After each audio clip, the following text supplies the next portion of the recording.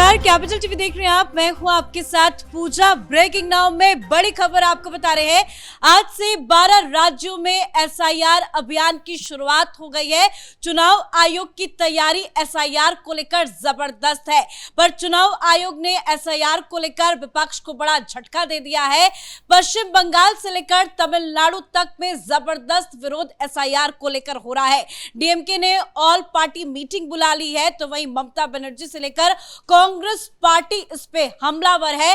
Congress party TMC का कहना है कि ये चुनाव आयोग का एक तरफा फैसला है। चुनाव आयोग की मंशा पर सवाल उठाया जा रहा है। लेकिन इसी बीच राहुल गांधी को बड़ा झटका लगा है, क्योंकि राहुल गांधी एसआईआर का मुद्दा लगातार उठाते रहे, हाइड्रोजन बम, एटम बम फोड़ने की बात करते रहे। चुनाव आयोग की तैयारी ने तो राहुल गांधी को झटका दिया ही है। साथ ही इस वक्त की बड़ी खबर आपको बता रहे हैं, तेजस्वी यादव ने भी एसआईआर के मुद्दे से अपना पल्ला झाड़ लिया है। तो एक बड़ा झटका राहुल गांधी को, ममता बनर्जी को। इससे जुड़ी तमाम बड़ी अपडेट आपको बताएंगे। मेरे साथ जुड़े हुए हैं कैपिटल टीवी के editor in chief doctor Manish Kumar. Sir, SIR का मुद्दा राहुल गांधी हर दिन उठाते थे, कैसे अब बड़ा झटका लगा है? देखिए, बेसिक जो इनका ध्येय था कि ये जो एसआईआर किया जा रहा है बिहार के अंदर, ये तमाम वकीलों को लगा करके 17 पार्टियां चली गई कि इसको किसी तरीके से रोका जाए। सुप्रीम कोर्ट ने इन्हें ठेंगा दिखा दिया और इसलिए इलेक्शन कमीशन ने बाकायदा घोषणा कर दी कि अब 12 राज्य, इसमें 2 यूनियन टेरिटरी भी है, जहां पे ये एसआईआर मतलब फिर से इलेक्टोरल रोल पैदा बनाया जाएगा।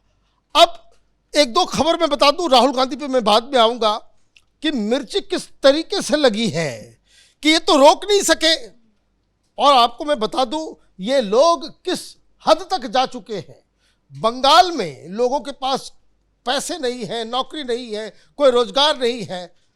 65 करोड़ रुपए, 65 करोड़ रुपए सिर्फ वकीलों को जो है पिछले 5 साल में ममता बनर्जी दे चुकी है। उसमें मनु सिंह भी सबसे ज्यादा 22 करोड़, 22 करोड़ अकेले अकेले। भाई, वकीलों को क्यों रखे हुए हो? वकीलों को क्यों रखे हुए हो? कभी सीए के ऊपर, कभी एनआरसी के ऊपर, कभी वक्त के ऊपर, कभी एसआईआर के ऊपर। आप लोगों ने तमाशा बना रखा है यहां पे। और जैसे ही एसआईआर की घोषणा की गई, 527 और इसकी संख्या बढ़ रही है। ब्यूरोक्रेटिक रिसफल कर दिया, जिसमें कई सारे 64-67 के आसपास जो है वो आईएएस अधिकारी हैं। 17 डिस्ट्रिक्ट के डीएम को बदल दिया गया। मतलब अपने जो चाटुकार किस्म के जो अधिकारी हैं उसको आपने बिठा दिया। ये रिशफलिंग एकदम एसआईआर की घोषणा से पहले हुआ, मतलब ममता बनर्जी कोई रणनीति बना रही है। ये मैं तो बार बार कह रहा हूं, वहां आर्मी उतारनी पड़ेगी एसआईआर को लगाने के लिए। ये इतनी आसानी से नहीं होने वाला है। वहां आपको पैरामिलिट्री फोर्स लगाना पड़ेगा। ममता बनर्जी जिस हिसाब से चल रही है, मतलब एसआईआर नहीं होने देंगे इसके लिए। और मैं आपको बता दूं, अभी मैं बस खबर देख रहा था कि हुगली के कोई कल्याणी डिस्ट्रिक्ट है, वहां पे एक आदमी का बैग फटा, नीचे जो है वो हजारों की संख्या में फर्जी वोटर आई कार्ड मिल गए। अलग बवाल मचा हुआ, चारों तरफ फर्जीवाड़ा चल रहा है। तो ऐसे में ये देश की जनता भी देख रही है कि भाई, आपको एक सही, सेक्रेट, रीजनेबल और ये कहे कि आप एक स्वच्छ तरीके से क्रिएट किया गया इलेक्टोरल रोल होना चाहिए। यहां तो बांग्लादेशियों को, रोहिंग्यास को बिठा बिठा करके जो है आप बना रहे हो, इसलिए प्रॉब्लम है। लेकिन ये प्रॉब्लम तो बिहार में भी जब हुआ तो सबसे पहले तेजस्वी यादव तो चीख चीख के कह रहे थे कि किसी भी कीमत पे एसआईआर नहीं होने। प्रोटेस्ट भी इन्होंने कई बार किया, प्रोटेस्ट किया, ये किया। और राहुल गांधी तो यात्रा निकाल चले, है ना, वोट चोर गद्दी छोड़, है ना। अब जो बताया जा रहा है कि गद्दी चोर वोट छोड़, उल्टा चल रहा है मामला। अब 58 दिन बीत गए,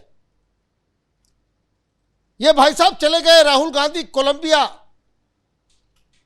तेज प्रताप यादव ने कहा कि अपने परिवार से मिलने के लिए गए, मतलब अपने कोई वाइफ है वहां मिलने के लिए गए। ये तेज प्रताप ने कहा है कि अपने परिवार से मिलने चले गए और बिहार को छोड़ दिया, संट कर दिया। तेजस्वी यादव को समझ में आ गया कि राहुल गांधी ने उनके साथ बहुत ही गंदा मजाक कर दिया है। ऐसा मजाक कर दिया कि हमें ऐसे चीज में फंसा दिया। 15-16 बेशकीमती दिन जिसपे उनको दूसरे मुद्दे को लेकर के प्रचार प्रसार करना था, इस पप्पू के चक्कर में कहां फंस गए। हमारी नाव जो है वो ऐसे घाट पे जाकर के लग गई जहां चारों तरफ कीचड़ है, उतरते नहीं बन रहा है। और इसलिए एसआईआर की बात कल हुई तो ये जो लंबी चौड़ी बातें, कहां है मनोज झा आरजेडी वाला, लंबी लंबी कहानियां, लंबी लंबी बातें कर रहा था। आज माइक थमा दिया गया। आज सवेरे सवेरे अभी 1 घंटे पहले तेजस्वी यादव को कि भाई फिर सब तो 12 राज्यों में हो रहा है, अब क्या करोगे। तो बहुत ही गंभीर मुद्दा में के अरे ये तो होना ही था, अरे ये होना ही था, तमाशा कर रहे थे इतने दिनों तक। ये पहले नहीं पता था, ये पहले नहीं पता था आपको। तो वो बोलते बोलते फिर भाग लिए, माइक देखते ही भागे कि अब ये मुद्दा नहीं है हमारे लिए। क्योंकि राहुल गांधी जिस मुद्दे को लेकर के कांग्रेस पार्टी ने बिहार में 15-16 दिन की यात्रा कर ली, चुनाव की घोषणा के बाद से विपक्ष का एक भी लीडर, कोई भी उसको वो मुद्दा है ही नहीं। तो जो मैं कह रहा हूं कि तेजस्वी यादव के नाव को जो है वो ऐसा भंवर में डाल करके ऐसे घाट पे जाकर के लगा दिया कि जहां से तेजस्वी यादव को उतरते नहीं बन रहा है। वो भाग रहे हैं मीडिया को देख करके, ऐसे तो लंबी चौड़ी बातें करते हैं। तो कल पहुंच रहे हैं महानुभाव, आज क्यों नहीं पहुंच रहे हैं? आज तो एक साथ घोषणा पत्र भी आना है, आज भी तो पहुंचना था ना, आज तो इंपॉर्टेंट डे है। देखिए इंपॉर्टेंट होगा आपके लिए, इंपॉर्टेंट होगा तेजस्वी के लिए, इंपॉर्टेंट होगा वहां के गठबंधन के लोगों के लिए। राहुल गांधी के लिए सब इंपॉर्टेंट नहीं है। कौन है तेजस्वी? ये तेजस्वी को मुख्यमंत्री बनाने के लिए हम प्रचार के लिए जाएंगे क्या? हमें बहुत सारे दोस्तों से मिलना जुलना है, हमें विदेश भी जाना है। भाई 4 दिन से कहा राहुल गांधी, किसी को मालूम है? किसी को मालूम है? वहां आप आखिर तक जब ऐसा लगा कि ब्रेकडाउन हो जाएगा तब आपने भेज दिया राजस्थान के एक लीडर को जो मुखिया का चुनाव नहीं जीत सकता बिहार में, गहलोत साहब को भेज दिया कि भाई कर दो, हारना तो है ही, कर दो, नाम घोषणा कर दो। ये स्थिति है। लेकिन सर कल को लेकर तो अभी तक फिलहाल यही खबर है कि कल राहुल गांधी पहुंचेंगे, तेजस्वी यादव के साथ एक रैली भी करेंगे। देखिए वो रैली करें, बहुत ही कहा जा रहा है कि वो दरभंगा में रैली करने वाले हैं। तो दरभंगा में मैं भी मौजूद रहूंगा कल। वो जहां रैली करेंगे वहां ऑन द स्पॉट जाकर के मैं जरा पता करूंगा भाई क्या चल रहा है वहां पे। राहुल गांधी ने जो नुकसान पहुंचाया है तेजस्वी यादव का, इतना नुकसान किसी ने नहीं पहुंचाया। न प्रशांत किशोर ने, न बीजेपी ने, न जेडीयू ने, न ओवैसी साहब ने। इस तरीके से बिहार में कहते कि भितरिया मार मारा है, भिगो के मार। हाँ नहीं, बिहार में कहते भितरिया मारा है। भितरिया का मतलब यह है कि ऊपर से वो दर्द और चोट पता नहीं चलता और अंदर जो है बहुत पीड़ा होती है, वो काम हुआ है। तो राहुल गांधी कल क्या करते हैं, और अगर राहुल गांधी फिर से वो एसआईआर करते हैं तो आप यकीन मान लीजिए कि इसका मतलब है कि राहुल गांधी और उनकी टीम ने ये तय कर लिया है, ये प्लान कर लिया है कि तेजस्वी यादव को इस चुनाव में हराना ही हराना है। तो ये मसला एसआईआर का जिसको चुनाव आयोग तो बहुत क्लियर है, उसे पता है कि पश्चिम बंगाल में कैसे लागू कराना है और बाकी राज्यों में किस किस नेताओं को कैसे ट्रीट करना है। राहुल गांधी ने जो एजेंडा चलाया था एसआईआर को लेकर, क्या कांग्रेस पार्टी अब कोई रणनीति बनाएगी? क्योंकि कांग्रेस पार्टी ये कह रही कि हम देखेंगे कि हमें आगे क्या करना है, क्योंकि ये चुनाव आयोग का फैसला प्रेशर में लिया गया फैसला है, एक तरफा फैसला है।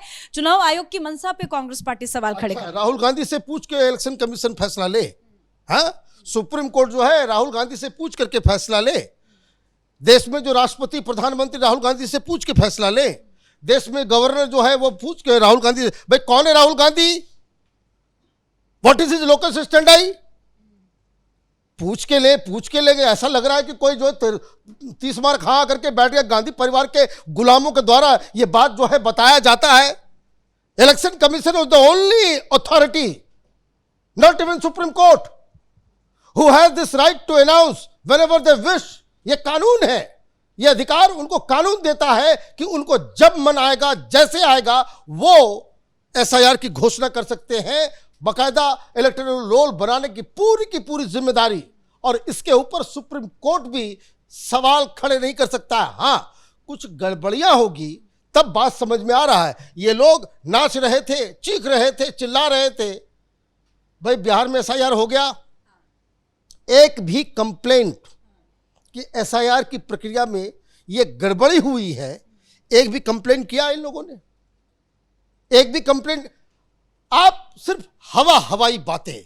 ये दरअसल विदेशी पैसे खाकर ये जॉर्ज सोरोस और अमेरिकन डीप स्टेट के इशारे पे नाचने वाले लोग इस हिंदुस्तान के अंदर, चाहे वो सुप्रीम कोर्ट हो, इलेक्शन कमीशन हो, सीबीआई हो, इंटेलिजेंस कम्युनिटी हो, आर्मी हो, सरकार हो, जो इंस्टीट्यूशंस देश को चलाते हैं उसको बदनाम करने का इन लोगों ने ठेका ले रखा है। इसलिए इस तरह का तमाशा करते हैं। अगर एसआईआर में कोई प्रॉब्लम था तो ये अब तक एसआईआर की प्रक्रिया खत्म हो गई, नया रोल बन गया और आपके पास कहने के लिए कुछ नहीं है, एक भी कंप्लेंट नहीं है।